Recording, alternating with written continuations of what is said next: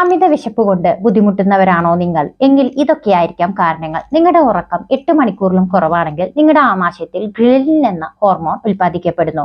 അതുവഴി നിങ്ങൾക്ക് വിശപ്പ് കൂടുതൽ തോന്നാൻ കാരണമാകുന്നു.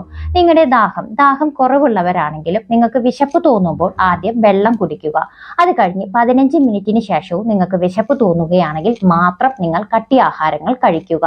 ഇനി മൂന്നാമത്തേത്, നിങ്ങൾക്ക് ശരിക്കും വിശക്കുകയാണെങ്കിലും ആദ്യം നിങ്ങൾ ഫൈബർ അടങ്ങിയ, അതായത് വെജിറ്റബിൾസ്, ഫ്രൂട്ട്സ് അടങ്ങിയ ഭക്ഷണം, അത് കഴിഞ്ഞ് പ്രോട്ടീൻ, അതായത് പയർവർഗ്ഗങ്ങൾ, മുട്ട, ഇറച്ചി എന്നിവയും, എന്നിട്ട് മാത്രം അരി ആഹാരങ്ങൾ, അതായത് കാർബോഹൈഡ്രേറ്റ്സ് എടുക്കുക.